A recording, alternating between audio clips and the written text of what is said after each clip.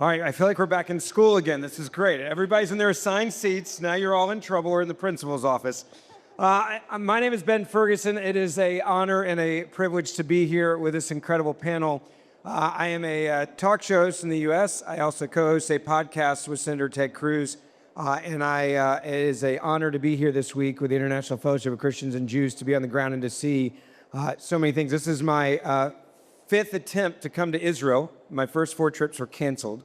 So this is my pilgrimage, and I just tell you, this has been such an honor and a blessing to be here and to be with you guys. We have a lot to talk about, so I want to go quickly so that we can cover a lot of ground. And we have what we call a script. When you're a talk show host, they don't usually win. They usually lose, so we're just going to go. I want to start, and I want to get you guys' reaction to something that is extremely concerning to me. I'm 44. I have 3 boys. And what I am witnessing right now is the Holocaust, for all intents and purposes with the younger generation, is basically a tale from way back in the day.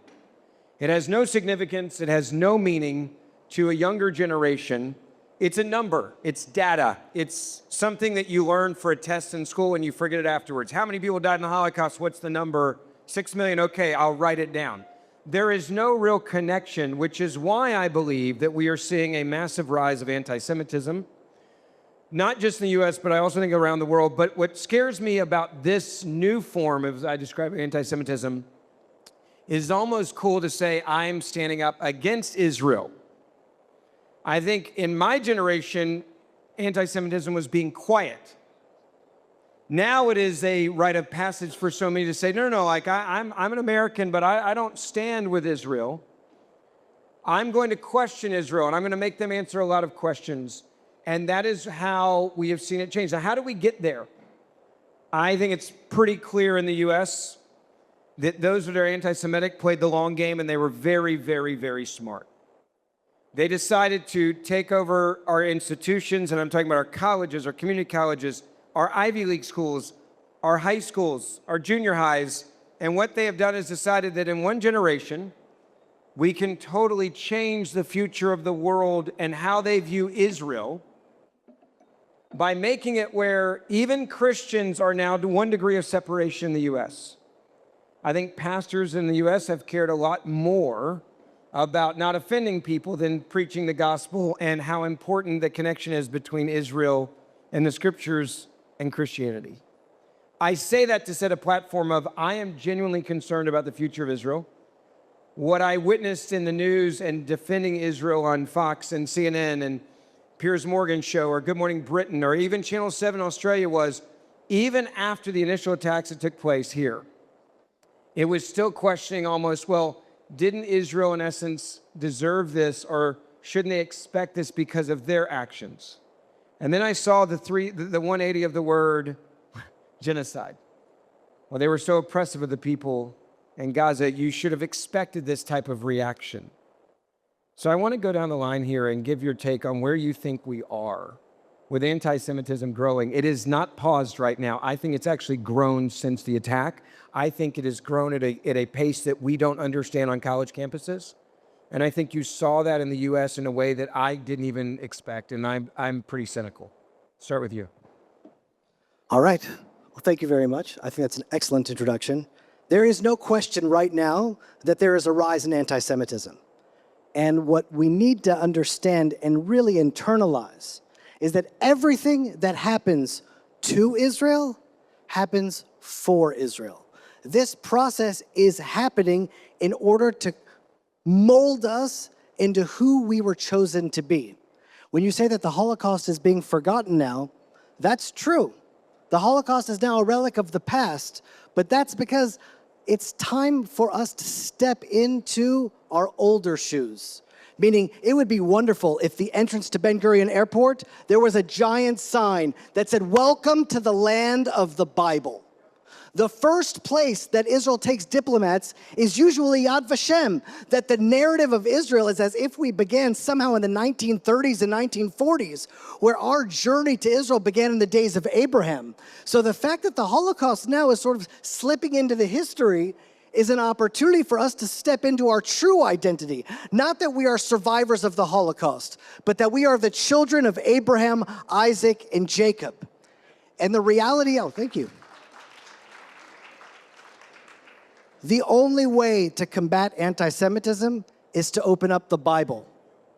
And it says in the book of Isaiah, Israel, you are my witnesses, that the world will know and that the world will understand. What does that mean?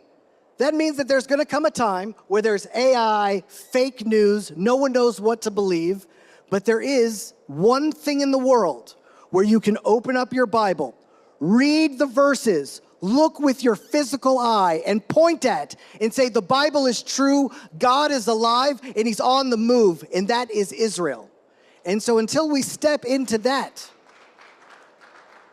then I think that anti-Semitism will continuously rise until Israel projects that voice of being a nation of priests and a holy nation, a chosen nation to bless the nations. And we can only do that through the Bible. Well, thank you. It's hard to follow a rabbi, but it's good to be with our co-panelists here, which we have a major relationship over the years. And just want to thank you, Yael, for the opportunity to be here today. I'm going to take a different approach. I just want to remind people who don't know me, I'm an Orthodox Jew, but I went to Oral Roberts University, received a master's in biblical literature. I'm an advisor to the Chosen, but I'm speaking as a Jew to the Christians right now. So therefore, I'm going to speak to you about Jesus for a second. Now the room got quiet. Good.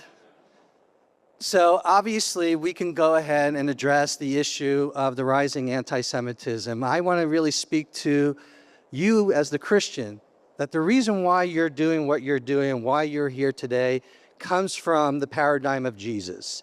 Everything that you do is from that paradigm, including this mysterious calling and download to support Israel. What Christians, I believe, in to really deal with the issue of anti-Semitism is whether or not you believe that Jesus was Jewish or is Jewish. Regardless whether I believe in Jesus as a Jew, it doesn't take away from your responsibility to claim that Jesus is Jewish. This is not my joke. This is Dr. John Garr. I want to say where I got the joke from, but he's a Christian Zionist theologian. He said most people believe Jesus was crucified as a Jew, but resurrected as a Southern Baptist. And this is the joke? That's the joke. And it works only with Southern Baptists for some reason. I got to bring you to the South, brother. You're going to have a long day. That's where I go all the time. And I think that is what is happening, is that there's been hijacking of your faith with a lot with Islam, specifically with the Palestine Liberation Front and other Islamic cohorts going into Christian campuses specifically and thinking somehow Christianity and Islam work hand in hand together. And the reason why is because there's this understanding of replacement theology repackaged today as Jesus was Jewish, and his Jewishness doesn't mean anything. But if you really are here in Israel and you have visited and you've walked away, you realize that for a Christian, Jesus is still Jewish, that the narrative still continues. I could talk to you from a Jewish point of view, but that doesn't resonate why you do what you do.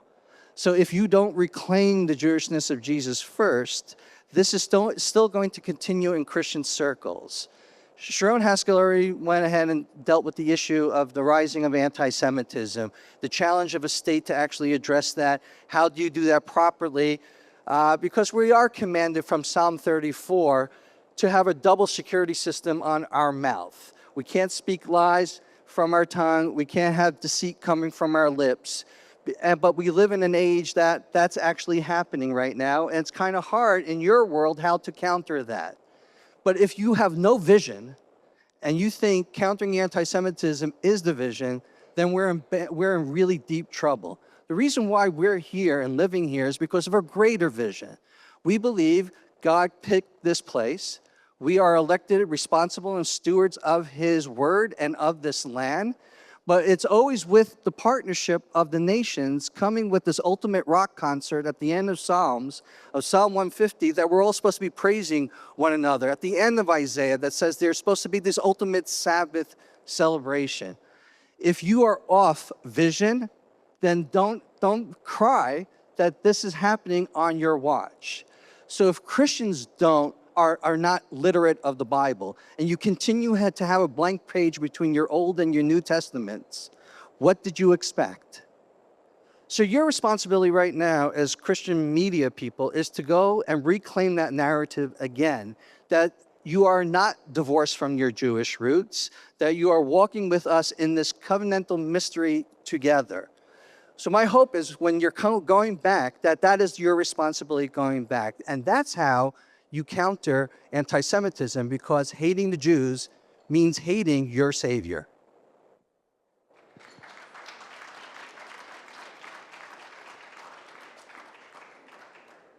So I think the deepest truths are usually, as we say in Hebrew, gam v'gam.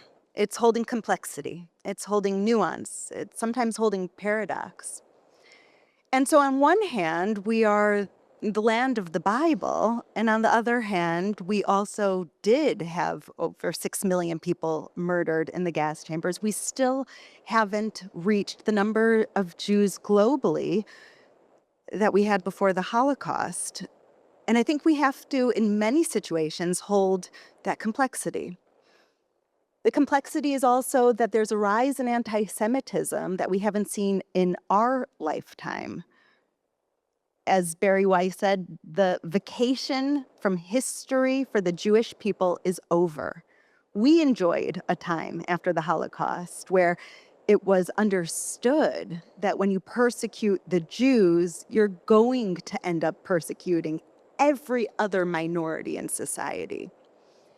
And so what we see now is, on one hand, a rise of anti-Semitism that we haven't seen in our lifetime, but we're also seeing a rise of bold, brave people of faith who are speaking out like never before. We all know the name Corrie ten Boom. We all know the name Pastor Dietrich Bonhoeffer. We don't know the name today of every single Christian Zionist because there are over 300 million of them. And yeah. And so as we see this world getting darker, I believe we also have to look at the light and strengthen the light. We have to always call out the darkness, but we can't be stuck there in righteous anger. Have you guys seen this world of anger just by being angry yourself suddenly on a moral pedestal? Being angry and seeing the darkness doesn't do anything if you're not bringing the light. And so I encourage all of us, as we look around at the rise of anti-Semitism, as we look around at the rise of replacement theology, as we look around at the rise of people, and it's not new, who call themselves Christians and then go around hating Jesus. Christ at the checkpoint?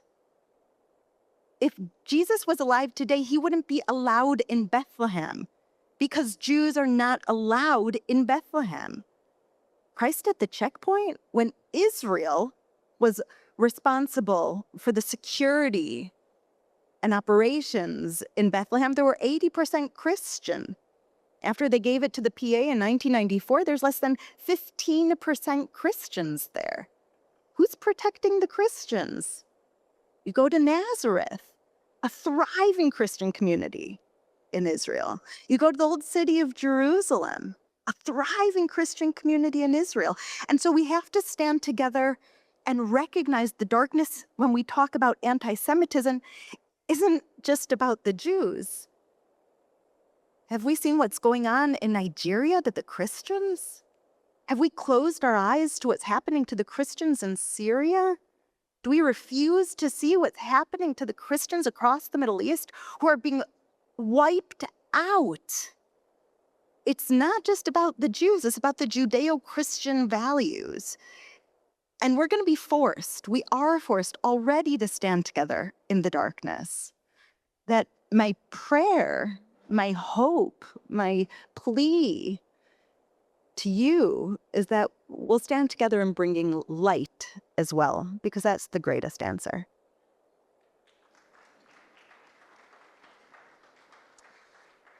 As it concerns, this rise of anti-Semitism that's facing us in America, I have to say I'm very concerned, just like you've been. We're seeing a rate of anti-Semitism that I don't believe, honestly, I never thought we would see. I'm pretty young still, and when I see what happened in New York, we have this. It's like real time. It's happening like every day. It's advancing against us. A Christian Zionist, according to Tucker Carlson, is now the most hated person. How did that happen? Just like that, boom. A few years ago, he would have said maybe he was even one of us, right? So I'm very concerned about where we're headed. I see the normalization of anti-Semitism, and I think we have people at large, people, Tucker Carlson, Candace Owens, Nick Fuentes now. And obviously he's on the extreme, but then you have people normalizing it. Ben Shapiro just made this point yesterday. This being normalized in front of our eyes. So yes, I think we have a massive problem before us that should be addressed. And like Yael said, we've got to hold on to hope. We got to hold on to partnership. We got to hold on to who we are. And I think as a Christian Zionist myself, that's now lived here in Israel for 20 years, and then supporting and trying to strengthen this Jewish nation and trying to do everything we can to build up this nation. One thing that all of you, most of you here in this room are Christians, you're trying to get a message out. Many times Christians have a role and they identify as watchmen, yeah? A lot of times they thought this watchman role was some sort of, just a thing that they were, we pray for Israel. If the watchman standing at guard just sits there and prays, Lord, make sure that terrorist doesn't come in here, make God help him. Yeah. But if he doesn't do something, there's going to be bad things that happen. And I believe right now we're at a time for action. And I encourage all of you to, as we pray, yes, you need to pray, and it's commanded in the Bible to pray for the peace of Jerusalem. But there's also something else you do, and that's to act. We have to act today. We're 3 days away from the 87th anniversary of Kristallnacht. Yeah. I think we're literally, as this time clock in America is going nuts fast, the space is ridiculously fast. We could be looking at something like that sooner than we think if we don't do something, right? Because it's within our hands to do something. And so that's my call to all of you, is to literally be watchmen, which means do something. We, before it ever touches a Jewish person, before it ever comes to you, it better come to me first. That's our job as the nations. We have a responsibility to Israel, and God help us to fulfill it.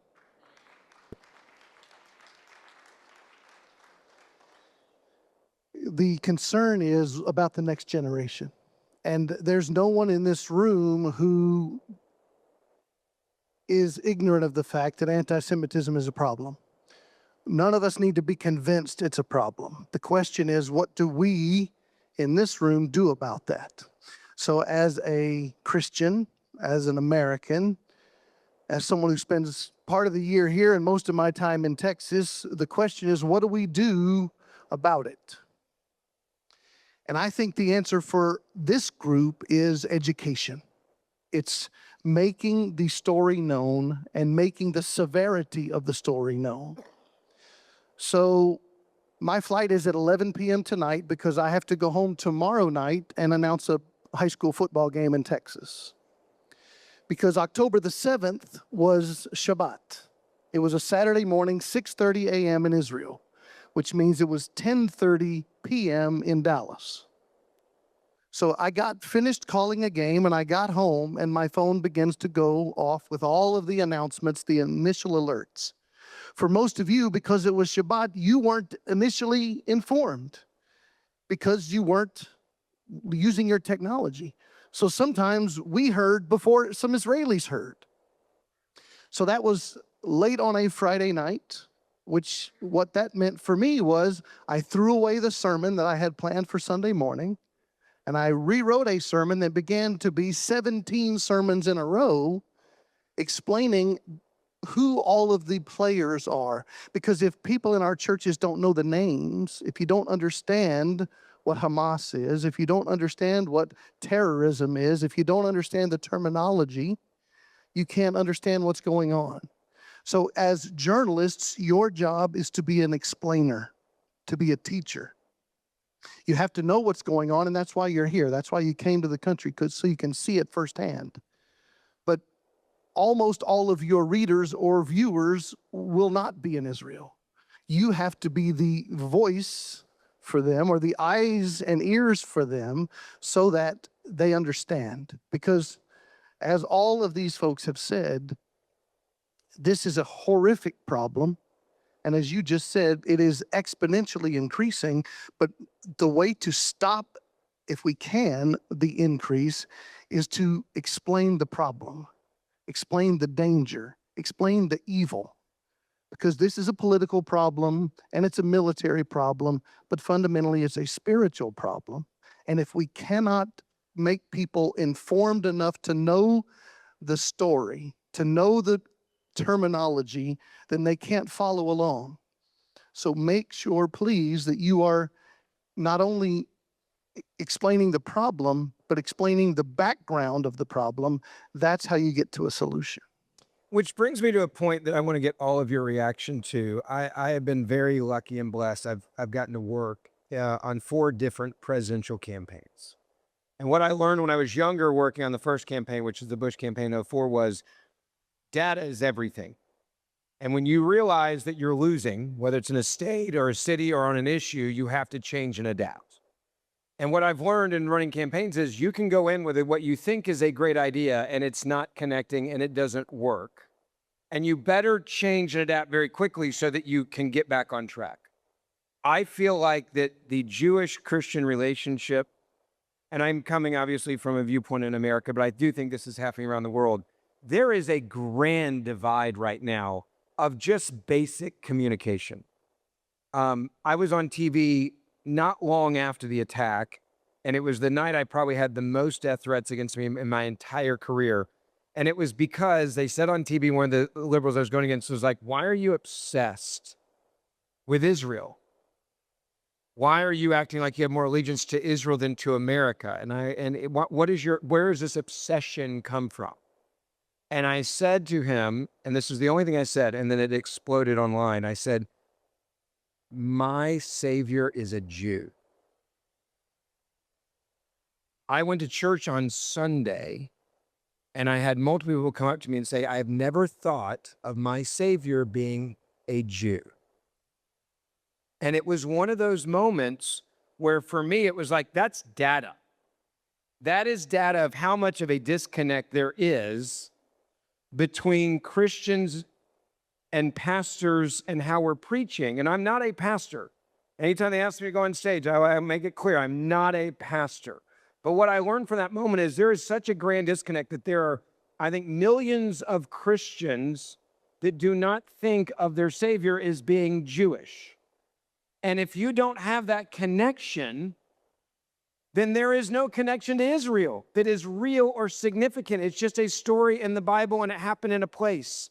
So my question I want to ask all of you is, do you have an idea? Do you have something that you can give to people here of how we can start to change the context? Because what we're doing right now, we are losing.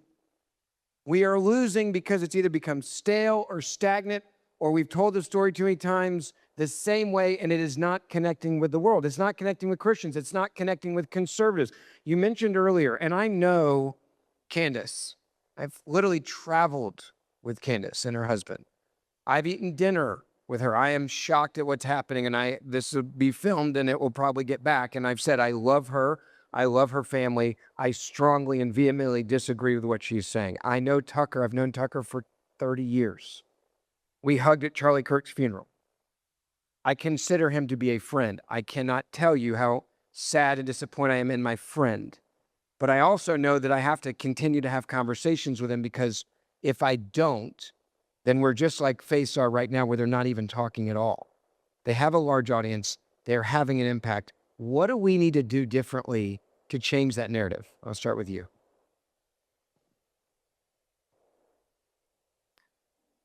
I want to think about that a little bit. Can I go a little bit later? Yes. I want to think about that answer. So a few suggestions. Number one, Christians cannot look at the Bible from the point of history. There is no Hebrew Bible word for history. In fact, in modern day Hebrew, we have historia. It's history with a Hebrew accent. The closest word that we have is memory. In Hebrew, it's called zecher. What is a biblical definition of memory? A past episode lived in the present moment for the future of his kingdom. Do that one more time. No Bible word for history. The closest one is memory. If Christians do not think of the Bible as memory or think of Jesus in the context of memory, therefore you will have this disconnect that is a Jewish story. And because of replacement theology, there's another story. This is a mystery. Also, this appreciation of mystery. We're finite human beings living in a world of an infinite creator and the architect of redemption. We are able to just process wherever we can do is to process right now. Speaking as from a theological perspective, because I don't see a Christian able to, what we do in Judaism is separate our faith from our nationhood. We define ourselves as Jews, as a nation and a faith. Christianity is a faith. I learned this very early in Jewish-Christian relations. My first time walking into a church, the pastor said Jesus, and everyone said yes. And I'm like, what did he say? He said Jesus. And I'm like, okay, obviously you're Christians. I'm in a church. It would be normal for someone to say that. But that word has so much meaning for you. And the meaning has to be directly connected to an identity, and an identity can only be related to a memory. And therefore, when looking at this story, if you don't attach the memory, how are you going to have someone's Christian identity to really get into the roots of their faith? So it's nice that Candace Owens goes ahead and says Christ is king, and however we're going to take that. We could talk about the Episcopalian of Tucker Carlson and thinking that he's got the short message of what the gospel is all about. But if we can reduce Christianity to a bumper sticker, you're taking away the very heritage and tradition of what Christianity is truly about. That's your responsibility, hold Christians to what you believe in and not reduce it to a bumper sticker moment. I think that's the beginning process for you as people who are out there in the media to challenge that particular narrative. That's the beginning of it. Oh, now he's got it. Yep, I got it now. I got it. It's a download. Okay, so listen, I'm going to say something that's going to be very different than I think what most people would say on a panel. But I'm literally coming as a rabbi from Judea, and I'm speaking on behalf of the Jewish people to the nations. So I'm just going to tell you the truth. There is a concept that is thrown around that's called Judeo-Christian values. But the truth is, no one really knows what that means, because what are Jewish values? There are liberal Jews, there are conservative Jews, and there's liberal Christians and progressive Christians and conservative Christians. So really, what is that? The Christian world is really pulled into two directions. It's a mixture between Rome and Judea. And what the world needs are Judean Christian values. And so what does that look like? That looks a lot more Hebrew. It looks a lot more Jewish. And I want to get tachlis. I want to be very practical. What I think, you want to change the campaign? This would be the campaign. Let's take the 10 Commandments seriously. Let's actually hold the Torah as a standard in our life. Now, I didn't know Charlie Kirk, but since his assassination, I've watched hours of his talks. And he actually promoted Shabbat. He promoted Shabbat for Christians because it's number 4 in the top 10. Christians will fight for it to be in the courthouse. They'll fight for it to be in the classrooms in Texas. They'll fight for the 10 Commandments because everyone that believes in God would honor the 10 Commandments. What about honoring Shabbat? And there's like, well, I don't know what's the number 4 in the top 10. And so I think Christianity in some ways needs to make a revolution. And what's a revolution? It's when it goes all the way around, all the way back to the beginning. And the beginning was in Judea. The beginning was right next to my home in Bethlehem. And Shabbat, the Torah, it is to embrace what it is to be Jewish. It's to embrace the Jewish roots of Christianity. That's what will save it. Now, there's a setup that's happening now. And if you don't see it, you have to be blind. But the Bible says towards this time in history, all of the nations are going to turn against Israel. And people think, there's a rise in anti-Semitism. There's a rise in anti-Semitism. This is tragic. And I'm like, oh, wow, this is exciting. There's a rise in anti-Semitism. The world is slowly actually aligning against us exactly as promised in the Bible, as if we had any chance of stopping that. But what we can reach out to are the righteous among the nations that are also spoken about in the Bible. The people that really love God and love the Bible. We need to reach out to those righteous among the nations and say, we are aligning with Israel just like Ruth, the great grandmother of King David. Says, your people are my people. Your God is my God. Your lifestyle is my lifestyle. And our lifestyle is honoring the 10 commandments. So it's to push back while actually adopting a more Torah-oriented biblical life. That's the only way to save Israel. That's the only way to save Christianity, because without the Torah, without the Judean side of Christianity, then you're just left with Rome. And Rome has no future. Israel is the future.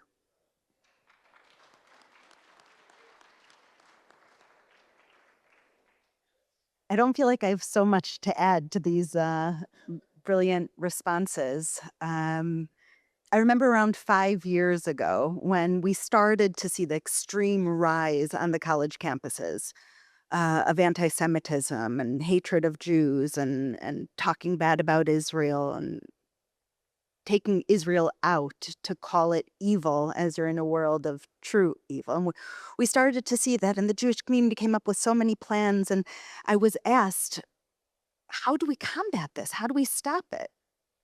And there's a Hebrew verse that we say every Friday night in prayer, Sof ma'aseh b'machshava tchila.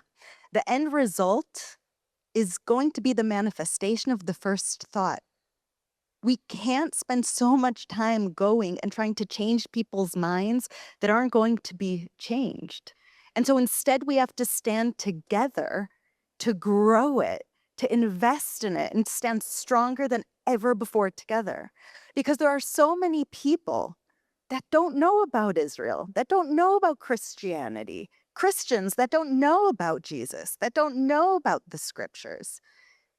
And those are the people that I think we need to be talking to. Candace, Tucker, okay, let them say what they'll say. I'm not going to change their mind. I don't have any strategies of how to change their mind, but I know there are a lot of people who are looking for leadership, that realize that those are lies, that realize that that's not the answer, that look at it and say they're spreading more hatred than love. That can't be God's will. They're spreading more anger than understanding. That can't be God's will. They're spreading more darkness than light. That's not the God I want to get to know. But there are so many people that don't know God and are searching, because the scriptures told us there'll come a day, lo ra'ev lalechem velo tzama lamayim ela rak lishmoa et dvar Hashem. There'll come a day, said the Lord, where the hunger will not be for bread and the thirst will not be for water, but to know the word of the Lord. If we don't reach out to them to teach them the true word of the Lord, which is love, which is understanding, which is brotherhood. Hine matovu manayim shevet achim gam yachad. How good and how pleasant it is when brethren dwell together in peace. If we don't teach them that that's the word of the Lord, because let's face it, this next generation is biblically illiterate. If we don't teach them, they'll be learning from them. So I'm not as concerned of trying to change the Berkeley campuses, trying to affect the Columbia rallies, trying to inspire what I believe are forces of evil that are gaining speed very quickly. I want to try to empower the silenced minority, to empower those who are searching, and to create a coalition. Because there's more of us than there are of them. But if we don't speak out, if we don't create this coalition, if we don't model what a loving God is, if we don't preach what the scriptures really say, if we don't include them in Shabbat, if we don't include them in these Judeo-Christian values, if we don't speak truth, they'll look for it somewhere else and they'll be confused. And by that time, it will be too late. Sof ma'aseh b'machshava tchila. The end result is the manifestation of the first thought. You are in a position that you can affect that first thought, that first aha moment of so many people. So instead of trying to curse the darkness, I believe that we have to try to spread the light. I would just say simply, thank you. I would say simply that we should use the Bible. I think there was a move within the, because we were trying to advocate on behalf of Israel, and they're saying, well, we need to do this in political context, and we're not going to be able to win everybody over if we use biblical framework for this. Forget it. Look, it's what's happening. The biblical framework is the way that I would say, and I agree wholeheartedly with Rabbi Jeremy Gimpel, happens to be one of my best friends. Thank you for that word. That was fantastic. That narrative is what will win. We have to use the Bible and not use it as a past text. Use it as a living text for today. I believe that's one of the most empowering things that we can do for youth. What are we trying to do? We're trying to reach young people that seem to fall off the rack, right? We're like, what is going on with the young people? Well, we need to give them something when they come to Israel and they see this land coming to life, what was desolate coming back to life. That inspires them. When they see the most prophesied event of the entire book happening in front of their eyes, what else would they do but believe in it, right? And so when you say, what is the most prophesied event of the whole book? What's the return of the Jewish people from the exile back to this land? It's happening right in front of us. If they see it, they're inspired by it. What's the next most prophesied event of the book? Well, the ancient ruins are going to be rebuilt again in this holy land of Israel. Is it happening? Yes. Have anybody been to Shiloh? I think you were just there. Yes, it's rebuilt. It's an ancient ruin of Israel that's rebuilt today. Okay, we're right in Jerusalem, for goodness sakes. Is it not rebuilt? Is there not more Jewish people living in Jerusalem today than there has been in entire history of the globe? We're living in a prophetic move today that will inspire every young person on the planet if we just preach it. And I think that's what we're lacking today, is using the Bible as we present Israel. Your question was about churches and the next generation not understanding this. And so as the only pastor on the panel here, I will apologize for my fellow pastors for failing to do their job. Because as all of these folks have said, some of them have been in our church, they will understand there's a mezuzah on the front door of our church. There is a Hanukkah that will be there in a couple of weeks. And when people come to our church, a Baptist church in Texas, and say, what's all this Jewish stuff doing here? I say, you mean the biblical stuff? Well, why would you teach or celebrate Hanukkah? Why would you have a Passover dinner? Because that's what Yeshua did. That's what Jesus did. That's who we follow. So the problem is churches, yes. The problem is pastors, yes. And that's a failure, as I said, that of my colleagues, and I will apologize on their behalf, but here's where some of you fit in. Some of you are pastors, and that's your calling from the Lord to deal with. But for those of you who are in Christian media, but you're not a pastor, for a whole lot of Christians, you are the proxy for the pastor. You are the proxy for the church. If they're not in church, maybe they're watching you on television or listening to you. So stand for these values, stand for the biblical truth, stand for the Jewish roots of our Christian faith, because if the churches are not teaching it, that's a failure of pastors.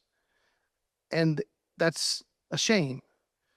But the alternative is Christian media to step into that role, and that's a challenge for all of you. You said I've got 5 minutes, is that right? All right, so it's on y'all when you get the mic, okay? You can go long and you can deal with him later. I did my job. Final question I want to ask you is, we talked a lot about the failures, I think, in the Christian faith. There's clearly failures in the Jewish faith. I'm a data guy.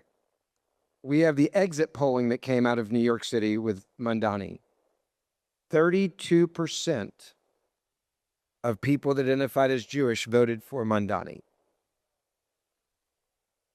I don't think there's a lot of people lying about their faith in exit polls. I think if you're saying you're Jewish, you're probably Jewish. But if more than 3 out of 10 Jewish New Yorkers voted for Mandani, there is a failure within the Jewish faith. I think there's a failure in the Christian faith. I think we're going to have to really do some inner searching to figure out how we combat what we're witnessing. But I want something from each of you on what you think we should be doing differently so that we don't continue to lose people that are Jewish who are voting for a guy that says he wants the annihilation of the Jews to happen from the river to the sea, a man that has said that stands with those that are going after and killing innocent people, and more than 3 out of 10 voted for that in New York City. Start with you. Well, I would like to just say for the two Christians on this panel, we're not in a position to say this answer. Our position is... Now you know I saved 5 minutes there. See, There you go. So there's Our position is just stand with the people of Israel as they follow their calling. And again, I don't think that you and I have much to add to that. That's right. No, I would just say that on that very point is that we have a responsibility as Christians, and I think where we have failed is not supporting the Jewish people in their role.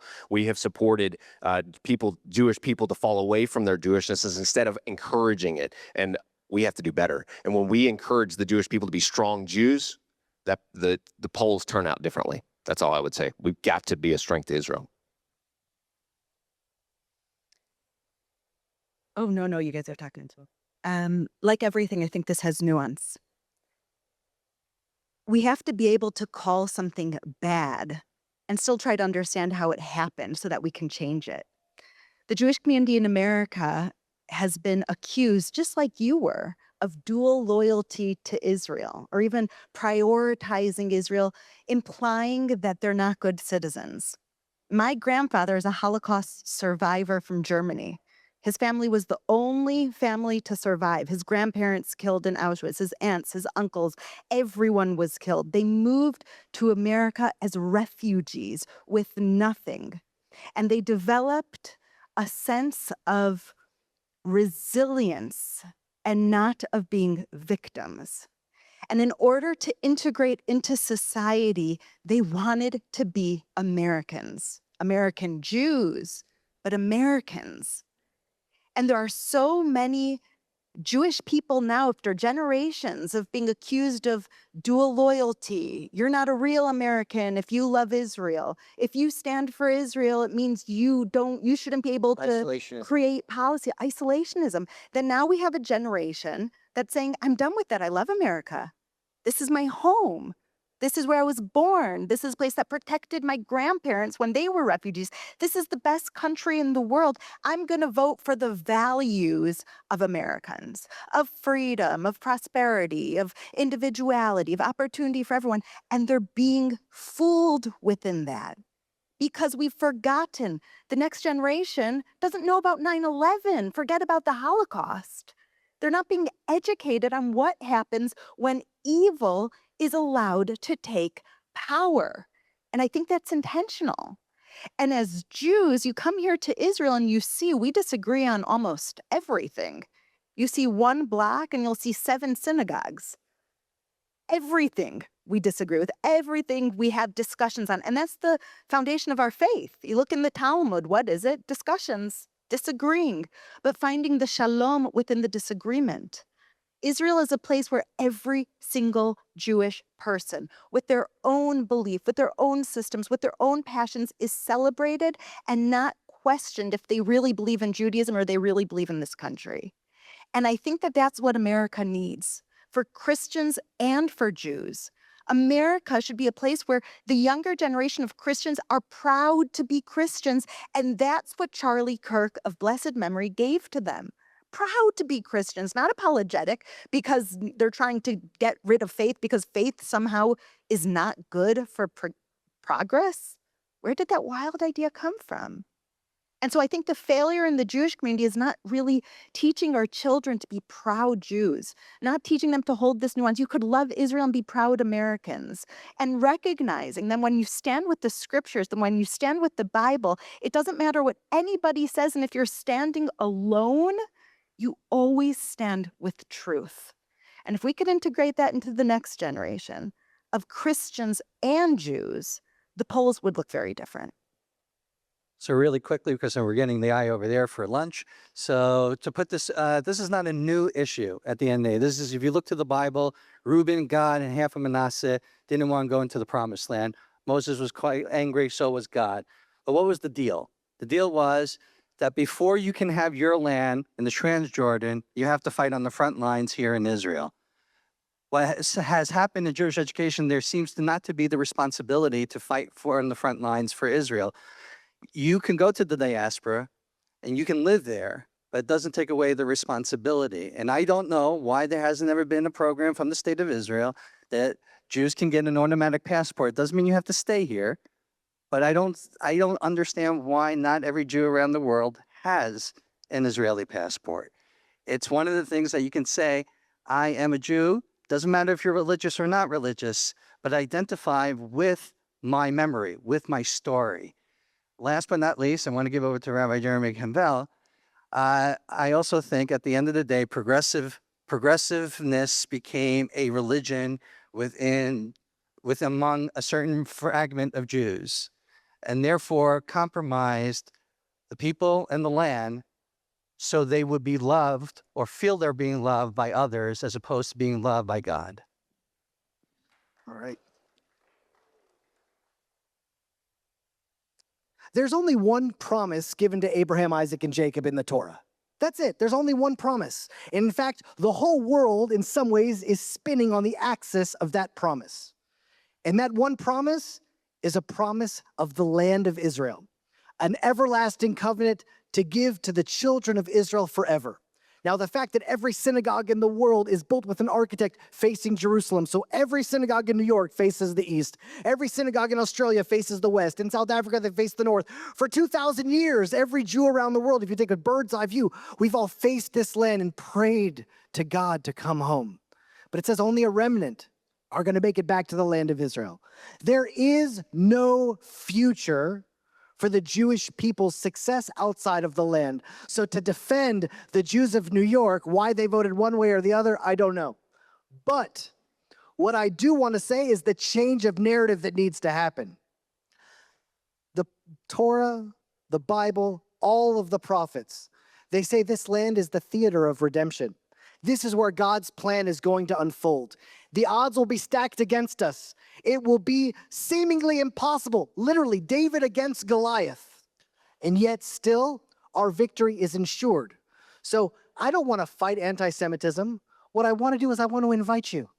Relief and deliverance will come to the Jews from another place. That's what Mordecai says to Esther. And it says, perhaps you've arrived in your position for a time like this. And so all of you now are in positions of power where you can influence. You can choose to align yourself with the destiny of the Bible, and you can look around you and see Jerusalem is being rebuilt before our very eyes. The apple of God's eye, it's right here. We are going to win, period. The Bible promises it. And our is a extension, an invitation to all those who want to stand with God, who want to stand with the Bible, who want to stand with God's people. You're invited to stand with us because we're going to win. And it's not to stand with the Jews that are outside of New York and what they're voting for. Don't vote for what they're voting for. Vote for what the Jews in the land of Israel are voting for, because this is the future. I want to say this as we wrap. One, thank you to all the panelists. Give them a big round of applause. They're doing amazing work. Number two, I want to leave you with a note of encouragement. How many of you are in media? In media. How many of you are in media? I want to tell you right now that these are your teammates. They're no longer your colleagues. You're on the same team now. I'm a sports guy, and I can tell you the number of text messages that I am receiving from incredible leaders in the U.S. I have 3 anti-Semitism text threads in my phone. I am trading messages like I've never traded before with my friends, whether it's Ben Shapiro or Mark Levin or Senator Ted Cruz. The list goes on and on. You need to be trading ideas with your teammates. We are constantly now in contact with one another on a daily basis because we realize we're not good enough by ourselves anymore. We have to organize. We have to be on the same team. We have to put on the same uniform. We have to fight together. We have to exchange ideas together. We have to have the grand conversations we had here. And I want to leave you with that moment of hope. I have never seen people that do what I do be so genuinely friendly and kind to one another and supporting each other. There used to be this competitiveness, like who's got the most and the biggest audience. That is gone right now. Pray for that to stay. And I want to encourage all of you to do the same thing. Exchange numbers, exchange ideas, share with one another, support one another, echo one another, advocate for one another. Because none of us are going to be able to win this battle by ourselves. God bless you guys. Thank you for having us. Thank you to the panel. Wow, thank you so much, Ben. That was great.